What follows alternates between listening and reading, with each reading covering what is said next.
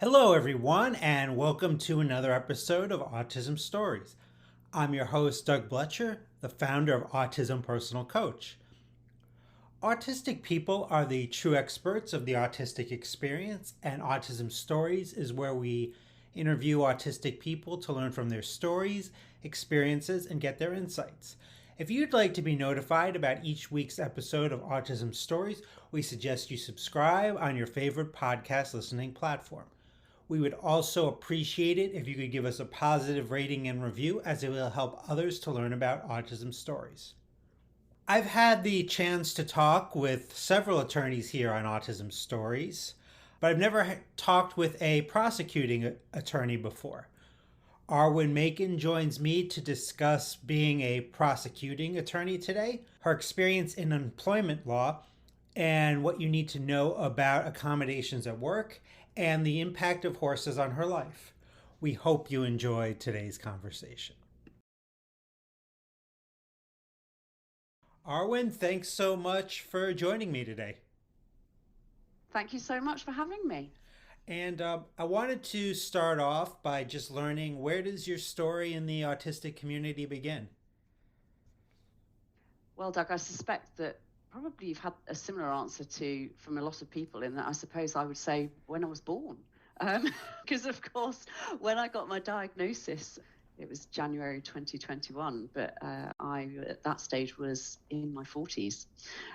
Nothing changed at the point that I got my diagnosis, but at the same time, everything changed for me. It was really interesting. I think there was a degree of trauma, a degree of processing, a degree of understanding about what had gone on in the past and why I had beaten myself up about so many things. But yes, I suppose officially it will have been just over 3 years ago. But of course, I've been autistic all along. I was also diagnosed with ADHD at the same time, but interestingly, I was quite resistant to that at the time, so I pushed back on it and said, I really don't agree with that. And then about 6 months down the line after, realised that, yes, they probably were right. So went elsewhere, and that was confirmed as well. So I have a dual diagnosis in that regard. So you pushed back more on the ADHD, but not the autism diagnosis? I did. The ADHD diagnosis came completely out of left field for me. I had absolutely, here goes, here goes the need for education. I had no understanding of ADHD at all. And my instant reaction was, well, I'm not an 8-year-old boy who can't sit still at school. Um, I've got really intense focus when I'm interested in things. And it was only once I started to change my career and started learning in a cohort of other people, probably for the first time in 20 years, that my learning processes were very, very different. And then being in court after having not been in court for a long time, I realised, goodness, I'm getting really distracted by people at the back of the courtroom having very quiet conversations. I could hear those people really well, but wasn't able, to easily focus on what I should have been focusing on.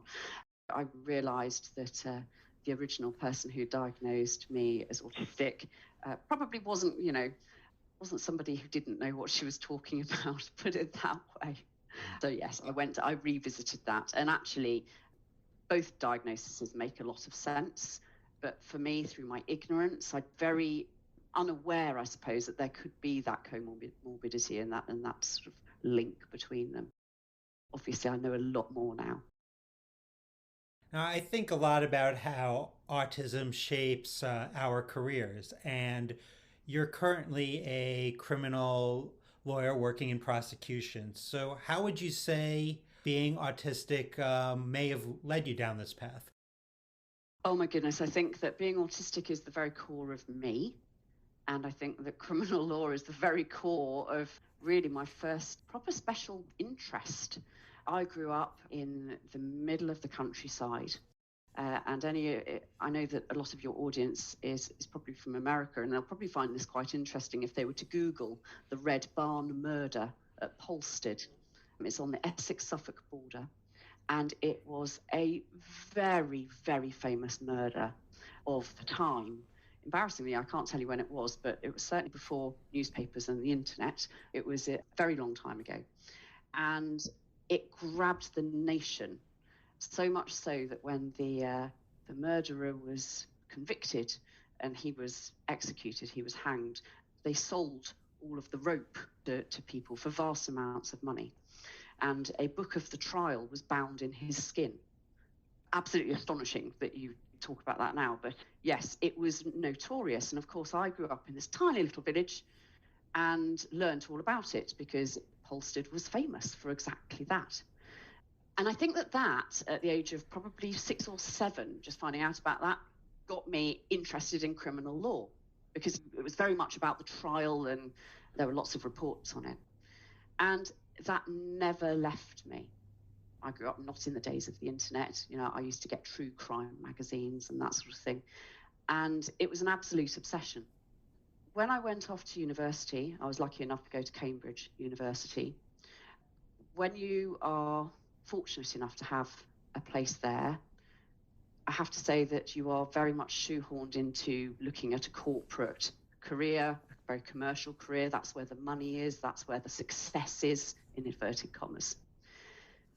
And that's really not what I wanted to do. I always knew my idea of being a lawyer was so exciting. It was to be that person and standing up in court. I went to law school. I was recruited by a big national firm who paid for my law school fees, which were a lot of money in the UK, even back then. I mean, we're talking sort of 20, 25 years ago. They paid my law school fees, and I went and I played the game, if you like, and I ended up qualifying into employment law, which was the most sort of people-orientated, justice-orientated element of the sort of corporate world, I suppose, that I could find at the time. But as soon as I qualified, I knew that this could not be my life. It just couldn't be. And I left it all and went to be a criminal defence solicitor in a legal aid firm, comparatively very, very poorly paid. And I did that for 6 years. And I was at my absolute happiest that I had been. Really in my life at that point, I absolutely loved it. I was successful. I found it very easy to relate to my colleagues, and I found it exciting to be in the police station. I was living my dream, really. But I had to leave criminal law for sort of family reasons. I had a very ill husband, and night work, and sort of the poor money wasn't great. Legal aid in the UK was really bad. And of course, I had this alternative career that I could return to. So I sort of took one for the team, and I went back to employment law. And I did it for 12 years. Now, it was only after I had the meeting with the psychologist, and she was talking to me about my childhood, and she was talking to me about my career and problems that I'd had and challenges. And we got onto the subjects of sort of special interests, and my special interests have very much stayed. They have always been horses, criminal law, chickens, which sounds a bit bizarre, but I'm a big fan. And then the countryside generally, and weirdly knitting has been one that has come back and gone and come back again. So quite limited, but criminal law was always there. And she said to me, Arwen, why did you ever leave criminal law? You get one life. And I started saying, well, I've got a responsibility to my family. I'm a breadwinner. I'm financially trapped, all of those things. And I walked away from that meeting, after which I had the diagnosis and a half, if you like. And I thought, do you know what? That is a good question. I do only have one life. And 2 days later, I had a call from a recruiter. Now, I get a lot of calls from recruiters. My CV was quite strong, and I, on paper, was quite desirable. But this recruiter was different. They were recruiting for the CPS, the Crown Prosecution Service. And they said to me, we see that you've got your higher rights, which is not necessarily usual for a solicitor. Would you be interested? And it just seemed like such crazy timing. And I just said, yes, I am. But I did it very transparently in that I said to them, I've just been diagnosed as autistic. I want you to know that. It's the reason I'm prepared to look at going back to crime. Would that be a problem, so to speak? And it was very important for me to do that because I was taking quite a big risk. I was leaving a successful career, with a lot more bigger pay packet, if you like, in the commercial world and going back to something that was very different. But the response to my question and the inclusivity and the positivity, and then subsequently in the interview, which happened a long time after because the wheels of big organizations move very slowly, was just overwhelmingly welcoming. And I realized that this is exactly where I need to be right now. And I can't see me ever leaving, frankly, because I've just flown. I've been there now for 2.5 years. I've done really well. I'm now in a minor management position. I'm a shift lead. I have a very specialist job, which I really enjoy. So it feels like it was a long and winding and sometimes slightly strange route to get me to where I am at the age of nearly 45. But I think that those things have taught me so much about myself. I don't think I would change any of them. I love hearing that because I think for so many of us, we have such a long and winding and strange route to the thing that hopefully gives us the most joy in our Oh, quote unquote careers. very definitely. And I think that sometimes it is a gift to have, not such great experiences because it means that you value, the things that you go to. And I'm not sort of talking about necessarily relationship experiences with employers or anything like that, but just, to just maybe not be stimulated by what you're doing, for example. That teaches you what you do enjoy to do. And, what I do now, as I say, is highly specialist. It's very much at the police end of things. I speak to the police every day and all the way through the night because I work shifts, and I take and make very serious charging decisions. And, these are decisions that affect people's freedom, affect people's safety. I'm only dealing with very serious crimes, the most serious crimes. And I feel privileged to be able to do that. But this sort of seriousness of my job isn't lost on me. So it's stressful, undoubtedly. Sometimes it's a sort of 9-hour long exam because you don't know what you're going to get. But that appeals to me and I enjoy it. And I know that I've been in sort of the corporate world. I found that very understimulating and it wasn't really where I fitted. So I value what I do now. Now, many of us as autistic people will hyper focus on things, pick up on minute details, find patterns with things. How might those things affect you when you're looking at evidence that you have to review? So much I cannot tell you. And it is, I cannot bear it actually, Doug. I don't know about you, but when people talk about superpowers, I find it infantilizing. I find it, it's not a healthy way to look at things, I think. But when you're really, really interested in something, and the case this is I'm dealing with, that I'm dealing with the same law. I'm dealing with, the elements of the offense that we need to prove. And I find it very easy to sort of naturally find the holes, naturally find, okay, this is a problem. We haven't thought about this. Where's the continuity in this evidence? Now, I don't know if that is because I'm autistic. I think it has a lot to do with it. I think that the ADHD has a huge amount to do with it, actually, because that also comes with hyperfocus, but also being very calm, very, very calm under time pressure. So I think that, I'm not somebody who panics if there's a very tight time limit on the decision that I have to make. But I generally pick up on patterns and know where to look instinctively, which means that I work efficiently. And some of the things that I deal with are very, very time pressured. So it's an enormous help. You've worked in multiple types of law, so I'm wondering about the challenges of law for you.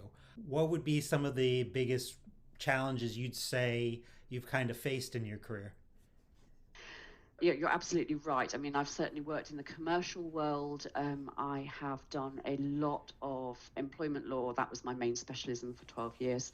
I've also done licensing law, and I've also done a lot of training, delivering training. I'm quite comfortable on my feet and talking to a big room of people. But I would say that the biggest challenges have really been reading the room, but in small ways. I have always been horribly honest to a fault. And I look back now at some of the things where I've sort of maybe fallen out of love of where I was working, shall I say. And you can see now that now with this wonderful hindsight of, oh, okay, I was autistic all the way along. You can see how it had happened. So I remember at one firm, I was asked, lovely firm, really, really nice people, and actually, quite diverse. But I was asked, what do you think of our new website? And on the who's who in the website, it was ranked by seniority, which meant that the first 16 people that you saw were white, male, and middle-aged. And I said this, and I said, it honestly is not a good look. It makes the firm look male, pale, and stale. Well, it didn't go down very well. What they wanted me to say is, it's amazing. Don't we all look great? But my view was, why ask me the question if you don't want an honest answer? And I realized that that's not what they wanted, but I stood by it. Difficulty is that I have a very strong sense of justice as well, which again helps me enormously in my job. But when they didn't change it, because I said, there's a very simple solution to this. All you need to do is rank people by their surname. When they didn't change it, I became frustrated because I thought, do you not care about diversity? Do you not care about inclusion? Do you not care about attracting, people from... That got into my head a little bit, and I, probably the ADHD part of me, and the fact that I do have a, good CV and I was quite employable, jumped ship. Really mainly because that was one of my biggest things. So yes, not reading the room and just being very blunt. In corporate law, there's a lot of networking. There's a lot of, going to breakfast meetings and saying the right thing and lots of small talk. That is not something that I have ever enjoyed. I just feel that it's, everyone's there for an agenda, but they talk around it and they dance around it and they're not straight talking. And again, I didn't understand why those things stressed me out so much. And I could do them, and I did, and I masked without knowing I was masking. But I found that really, really exhausting.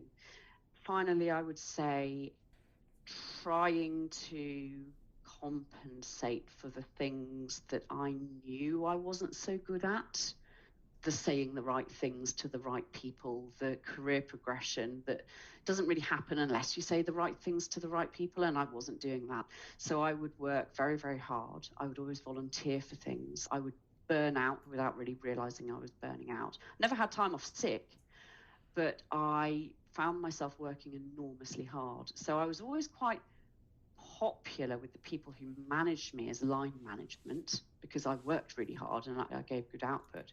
But then maybe people who were on the same level as me would get frustrated, and I didn't understand why, because it would look maybe like I was overworking and maybe showing off. I still wasn't quite saying the right things to the people at the top, so it wasn't really getting me anywhere other than annoying my peers. I would say that happened, not lots of times, but a few times. And then there was that trauma of, why is this happening? I don't really understand.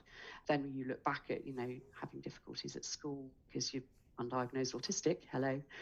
And that trauma sort of doubles, doesn't it? And yeah. And it's interesting that it didn't happen at all when I was in my first criminal job, and that it doesn't happen now. And I think that that's because there wasn't any of that sort of networking, and I was just really just passionate about the job. So I didn't find small talk difficult, for example, because I can talk about the job. So I'd say that those are the biggest challenges, really, those softer things that didn't really mean very much to me, but I didn't understand why they meant so much to other people. Now, with your criminal law career, you've spent a good amount of time in the courtroom, I'd imagine. So, for other autistic and neurodivergent attorneys out there, or those that are on the path to hopefully be an attorney, What advice do you have for them in making the courtroom a place that they can hopefully thrive? So yes, you're right. I have spent a lot of time in the courtroom, and always pretty much when I was practicing crime. I'm not in the courtroom now because of the job that I do. I found being in court very natural, and I would say that it is important not to be frightened of it. The reason that I enjoyed it was because there is a natural order of doing things. You know when it's your turn to speak. So it's almost like performing on a stage, which I've also enjoyed doing quite a lot of acting. I think that you're playing a role, and I think that as an autistic person, that's what we do. We do that a lot. I know that I've moved from, looking back at school, from school to school, and I've reinvented myself. From job to job, I've reinvented myself, and I've sort of, take on other little sayings and nuances, and I pick things up. And me in court is probably somebody who looks very, very different to me, sitting and chatting with my friend. But I'm acting in a way. I was always very prepared, and I think that that's a thing that a lawyer should always be. I always knew the reason that I was going to ask a question. But now that I know what I know, and I have been in court since being diagnosed, one thing that I did is I always would tell the court clerk and make sure that the judge or the magistrates knew that I was autistic. For me, there's nothing to be ashamed of for that, but it just maybe gave me that little bit more confidence to, if, for example, I don't know, something really unexpected happened or I became distracted, that's more the ADHD side of me, but if I became distracted by a noise or something, just knowing that they know, it never made any difference. I didn't have to tell them necessarily, but I think it made me feel just that little bit more comfortable.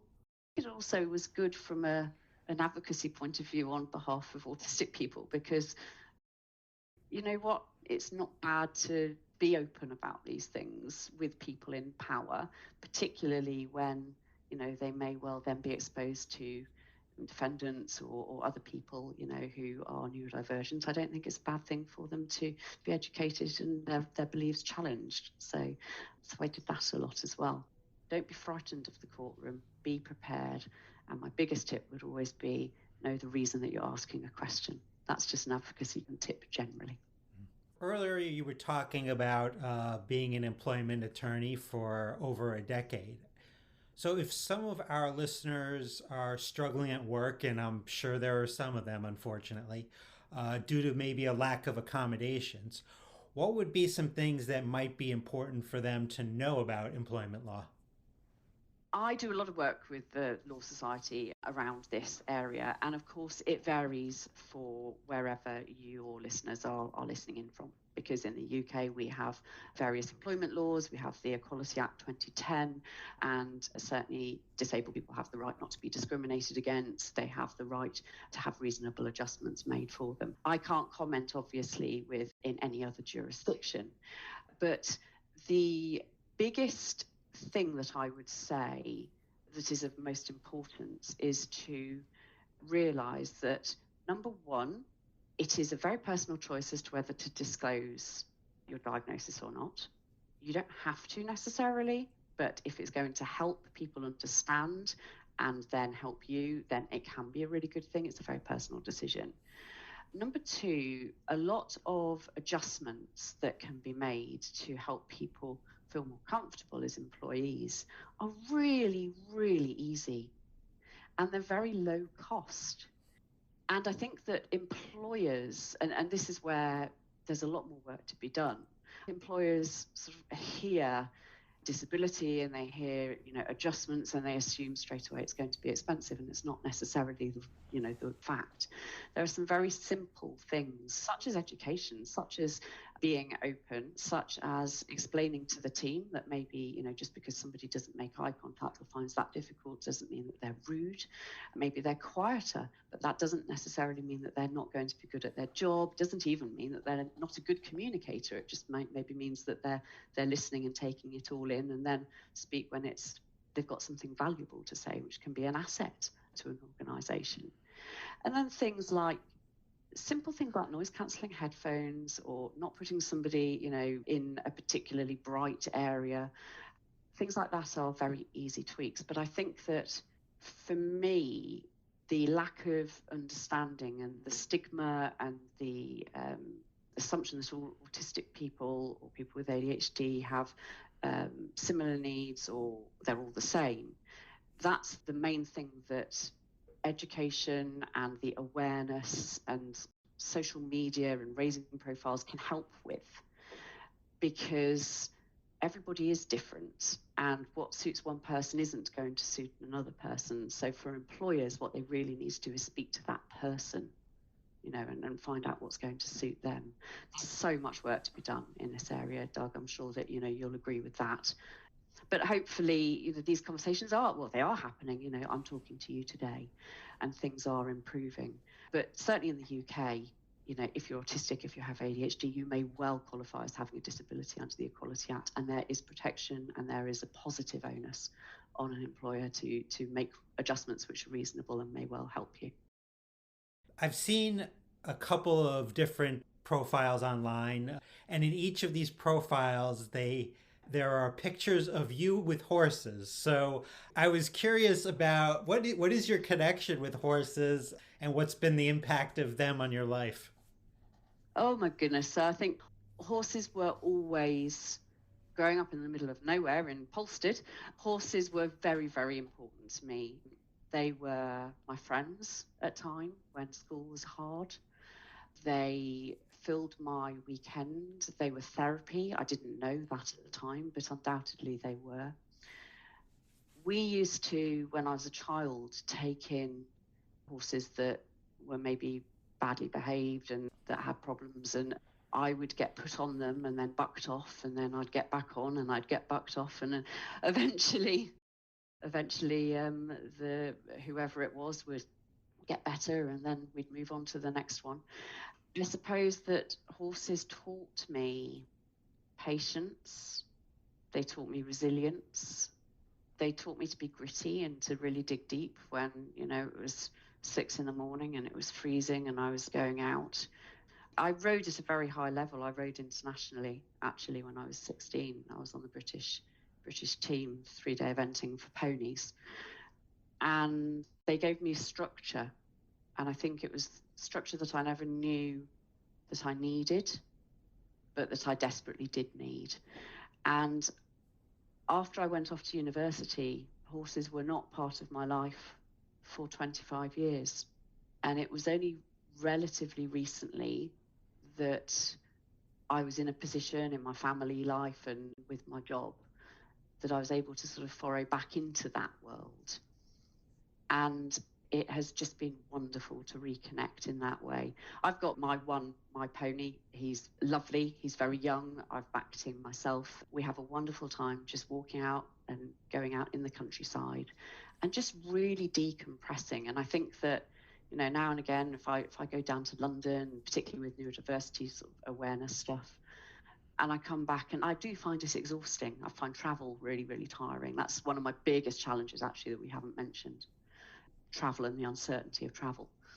And being able to go up to the stables and to just go out into the countryside, into Sherwood Forest, which is near where I live, and just take that quiet time is something that I personally really need, sort of for my soul. So they balance me, is what I'd say.